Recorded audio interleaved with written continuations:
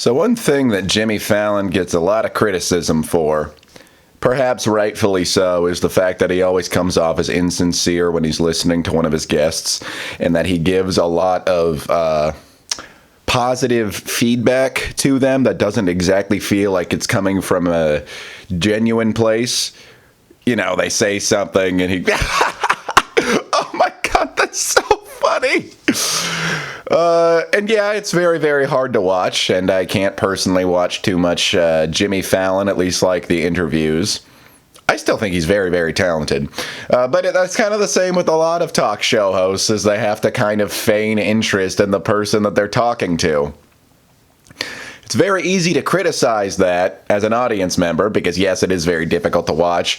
I think part of the reason why it pains us so much is because a lot of us find ourselves in that similar position a lot of the time, at least if we haven't really bothered to personally develop too much, because we have such a strive to people please within us. How many times have you been in a conversation and really, really done your best to feign interest?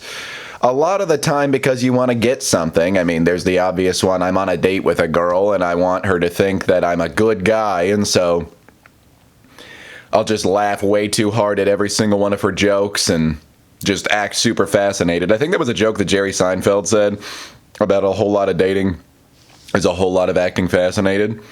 So there's that, but then there's also job interviews, work, anything related to the workplace. Sometimes family stuff with family members that I worry I might have some friction with. Not particularly family, just anybody I worry I might have some friction with. I'm like, let me act as friendly as possible because, oh, good golly, if they don't think that I'm totally invested in this, there could be some actual consequences. Without really paying mind to what those consequences actually would be. What does it really get you to get people's approval so consistently and have them think that you are that interested in what they're saying? But yeah, it's just Jimmy Fallon hosts the biggest talk show in the entire world, and it's funded by 17,000 layers of corporation that all are giving him feedback probably every single episode that he films, telling him that, ooh, when this person laughed, he only laughed at this many decibels, so, we gotta bring that up by about 10. It's totally understandable that he gets to that place. Him and, Jimmy Kimmel, I feel like I can just see how dead the inside of that man's soul is. And we hear stories about all these guys, kind of being jerks in their personal lives. Actually, I never heard too much about Jimmy Kimmel, but, Jimmy Fallon and especially James Corden has just been slapped this way and that way by the internet. It just sounds very, very difficult to be a talk show host.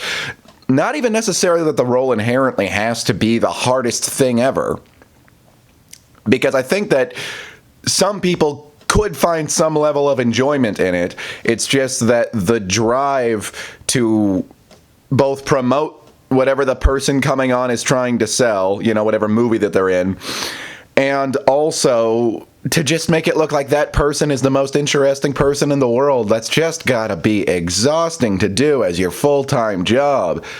I watched this old talk show, and I feel bad that I can't even remember which one it was, but it was a guy interviewing Marlon Brando from the 70s, I think 70s, and it's just a normal conversation, and Marlon Brando says things, and the host doesn't always understand what he means or agree with him, and so he'll question him. They have an actual dialogue back and forth. That's such a cliche thing to say on the internet. Why can't we have more discussions? Most people who say that are going to say, F this person, right around the corner of them saying that. But legitimately, they just have a conversation.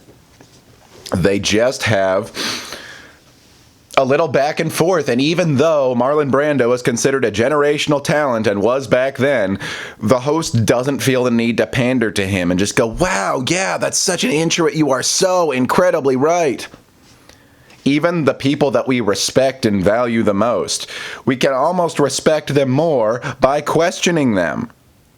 By saying, hey, I didn't totally get this idea from you. I would like to understand it better. Would you mind elaborating? I think that's the biggest sign of respect, and even then, you don't have to agree with them. it's a bigger sign of respect to say, hey, I am going to internalize what you said and come to my own conclusion about it, than to just say, yeah, yes, yes.